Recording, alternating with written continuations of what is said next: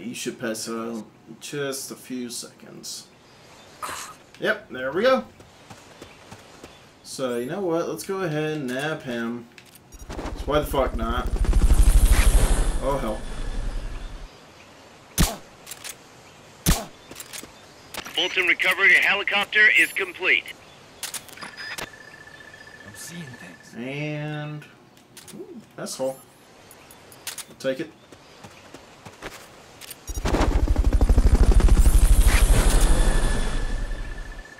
Okay, what about you?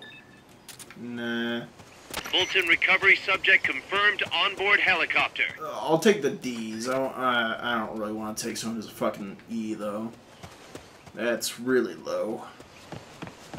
Damn it, I'm trying to bring Mother Base up to something new and fantastic. Yeah, that's alright. You're fine. So, where? Oh, there's the ladder, okay. I just want to see if I can... Fulton recovery helicopter is complete. I thought I heard a dude. Did I hear a dude? Claymore design specs. Oh, cool.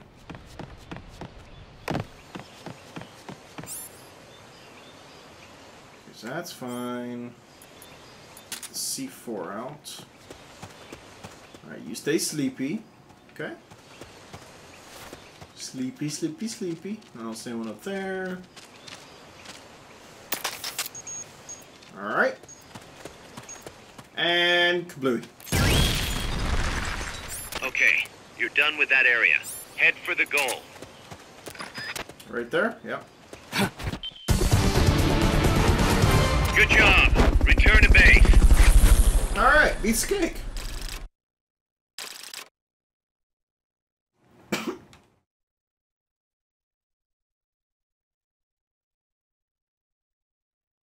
Guess next we'll go ahead and head for the main missions. I'm feeling like wanting to do an actual mission right now. Personally. Personally, I want my back to quit being a big bitch. Good lord.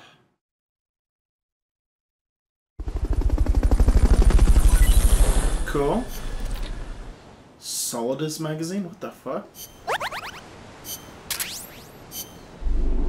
Alright, so let's find out what we've got here. You're good for med, messall, and another med. Cool. Alright, but yeah, like I said, I want to do a main mission. Feeling it. But yeah, we are getting close to where I actually... We're getting real close to the point where I was. No.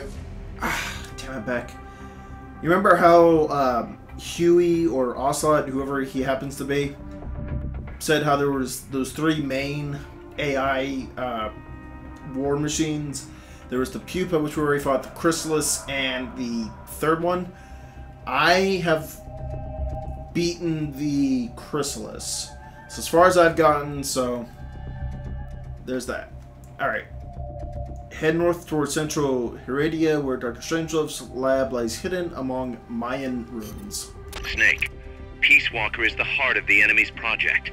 To prevent its completion, you'll need to either shut down or destroy the artificial intelligence that functions as its brain. According to Huey, that AI is now undergoing final calibrations in Strangelove's lab. It's inside a tropical cloud forest. Slip in and terminate that AI before they ship it out. Okay. Think I can do that. Now, I think... What do I have? I've got ration, curry.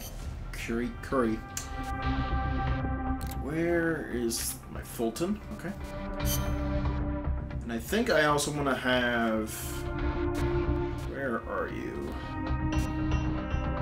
No. Oh, yeah, that. I think I need that. I don't know. Alright, we don't need that. We don't need that. I need you. Give me... Where's my smokes? And just in case we do happen to need it... Yeah, I'll take that. Okay. So we got the ID card. That. Let me just clean this up a little more. Okay. You guys got anything? Scouts. We've also confirmed that some of the enemies specialize in ambushes. Amanda's crew calls them scouts. They'll blend themselves in with the terrain and the vegetation. Then, when they see you, they'll swoop in. They fight pretty much like commandos, and will use clearing techniques to flush you out. In addition to wielding normal weapons, the scouts also carry wires. Sounds like these guys know their CQC. Could be. We've been getting reports of CQC attacks being blocked by wires. Stay alert. Oh yeah, those guys are cool. I have had to fight them before, and in CQC, and they put up a good little fight. It's good stuff. All right, how about you? Holy fucking shit, Paz. Are there any large-scale ruins in Costa Rica, Paz? There is a place east of Cartago called Guajabu. They have ruins there, but they're not especially big. Not the place I'm thinking of. Any others? Well, if you go a little way across the border into Nicaragua, there's a place called La Fortaleza de la Inmaculada Concepción. That is the only famous one. Then what were those ruins I saw from up on Irasu? There are a lot of things we still do not know about Costa Rica's ancient civilizations. There are giant stone spheres throughout the country. What they were used for is still a mystery. Okay. The cloud forests cover the central mountainous region of the country. They are perpetually shrouded in fog. You get wet just standing there. It is as if the entire forest is inside a cloud. Must make for poor visibility. It does, but beauty too. It is like being lost in some mystical green labyrinth. I'd rather not get lost, if that's okay. The forests are also home to lots of rare animals, especially bright-colored frogs. They like the humidity. Okay. More faux butterflies. You know that butterfly painted on Peace Walker? Any idea what that is?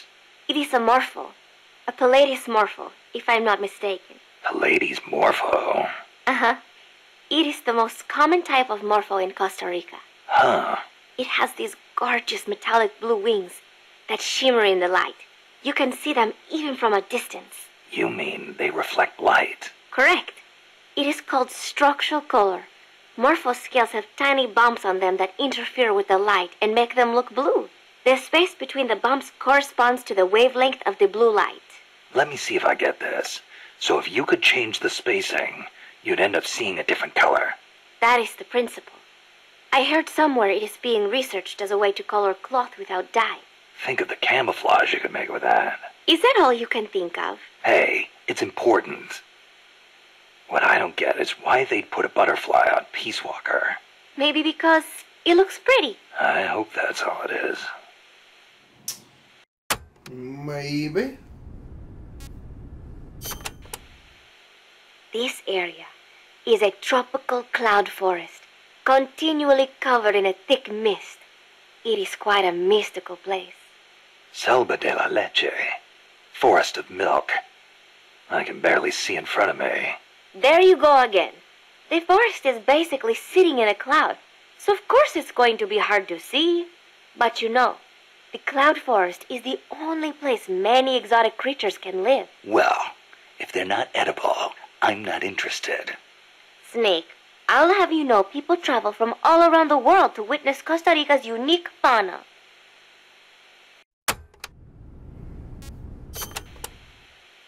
Snake, watch out for the frogs.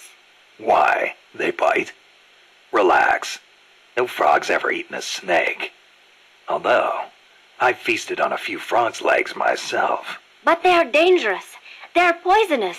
Poisonous? Poison dart frogs live up to their name, I assure you. Their poison is so strong, the Indígena use them to make poison-tipped arrows. Some secrete poison through their skin. Even touching them can be dangerous.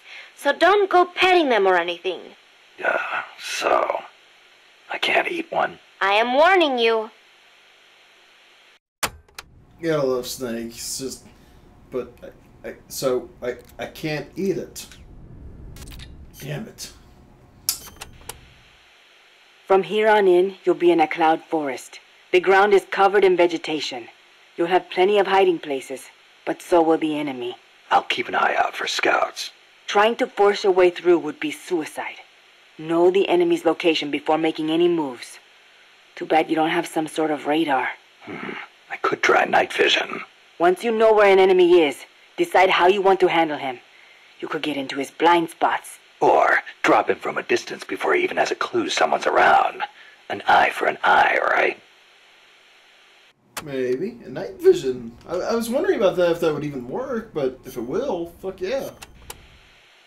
Chico, you know much about cloud forests? Not that much. All I know is there's a world of difference between a rainy rainforest and a foggy cloud forest. But they have some things in common. Like, for instance, you gotta watch out for poison dart frogs. Both rain and cloud forests have high humidity, so they're perfect environments for frogs and other amphibians. I mean, it's not like just touching a strawberry poison dart frog or a dying dart frog is going to kill you, but don't eat them, no matter how hungry you get. I can get all the rations I need from Mother Base. No jungle food for me this time. Seriously? You're not disappointed you don't get to eat wild animals? What do you think I am? Just kidding. In Colombia, though, there's a frog, the golden dart frog, that's lethal to the touch. How do you know all this? Come on. Don't you think poisonous animals are cool? Not if you get poisoned by one. Well, obviously. One more thing. When you get to the forest, be on the lookout for Bigfoot. I think I'll be okay there. Look out for Bigfoot. Gotta love Chico. Bigfoot is an ape man that lives in the Rocky Mountains. In the local Indian language, he's known as Sasquatch. And get this, he's over 3 vara. Can you believe that? So he's kinda like a gorilla? Completely different. Even the biggest gorillas only get to about 2 vara, and they walk on their knuckles. Bigfoot's big, and he walks on 2 feet, like people. So he's more man than ape. Probably. His ancestors must have split off from humans at some point. Like before they started using tools and stuff. Yeah, but aren't the Rockies kind of far away from here? Not that far. According to Darwin, humans came all the way over here from Africa. Plus, there have been sightings in Venezuela of an ape man called Mono Grande. Costa Rica has tons of plant and animal species. So I'd expect there to be at least one kind of ape man. At least.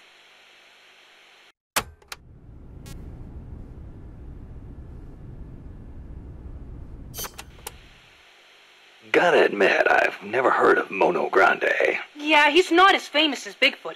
He's similar, but he lives in Venezuela. He's not that big, less than 2 vara, but he's way more ferocious than Bigfoot. Huh. I wonder just how mean he is. Like when he catches his prey, does he punch it to death? That's the law of the wild. You catch your prey, you kill it, and you eat it. Yeah, but punching is way more ferocious than biting. Well, maybe it seems that way because that's what humans do. You really love UMAs, don't you, Chico? Do you know what I think? I think UMAs should be dangerous. Otherwise, where's the fun in hunting them? Alright. Holy son of a bitch. Well, roll it in, guys. We're gonna be here for a little while. Doc, I'm starting to sense your feelings about nukes are a little different from your colleagues. How do you mean? Your little chat with Coldman back there. I told you my father worked on the Manhattan Project, right? You're familiar with it? The basics, yeah. It was the project that kicked off the nuclear age. That's right. Some of the finest minds of the 20th century, including multiple Nobel Prize winners, worked on it. They spent over $2 billion, and that's in 1940s money. It culminated in the successful nuclear test at Alamogordo on July 16th, 1945. And the first use in combat a few weeks later. Doc? I can't walk. What? My spine isn't shaped like everybody else's. I can't move my lower body. So I've never taken a single step, not since I was born. What's that got to do with your dad being in the Manhattan Project? As a result of his research, my father was exposed to high doses of radiation. It can't be a coincidence that my chromosomes are messed up. That's why I didn't want for these nukes to be another sword of Damocles. I wanted to give them a real purpose, to be a deterrent against war. Doc. And Coldman, we have to stop him, whatever it takes. Alright. Hold on, give me 1 second. I just gotta grab something. Right back.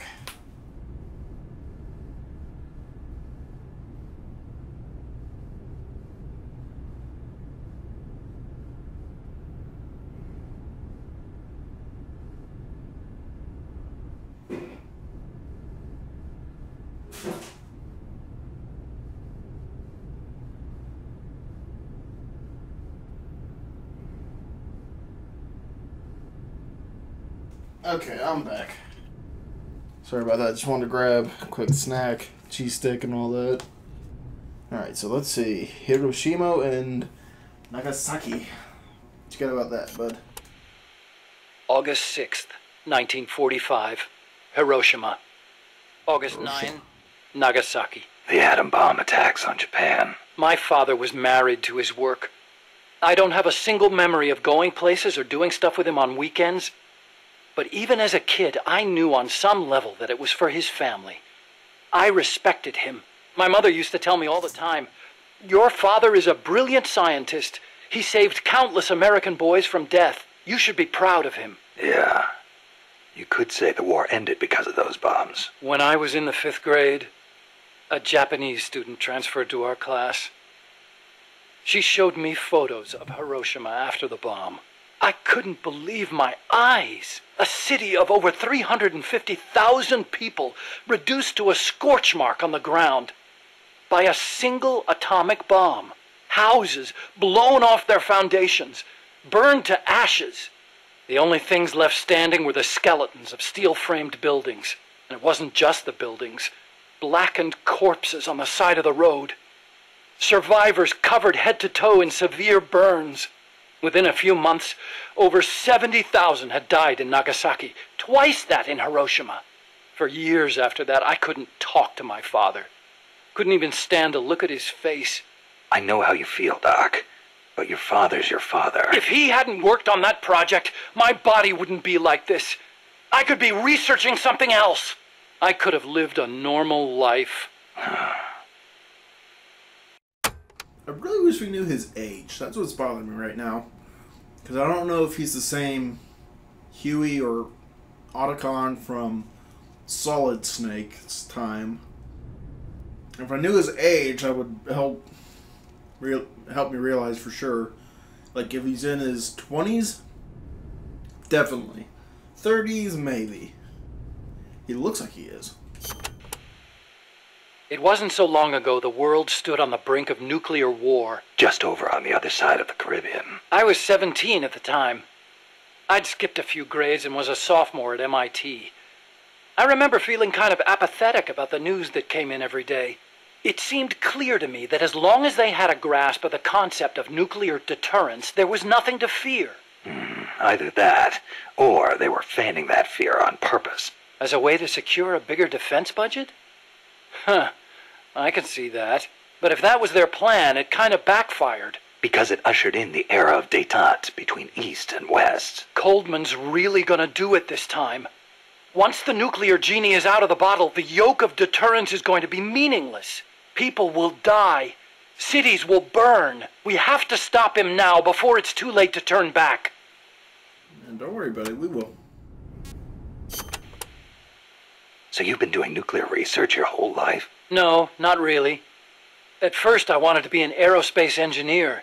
For me, the Sputnik launch was a good shock, not a bad one. I thought the age when science was used for war was over, and that a glorious age of space exploration was dawning. The year I skipped ahead and got into MIT, Gagarin went into orbit, which made me more excited than ever. Of course, even back then, I knew the space race was just another facet of the Cold War. Moscow had a leg up on us, and we were desperate to catch up. I know. But for me, it was a happy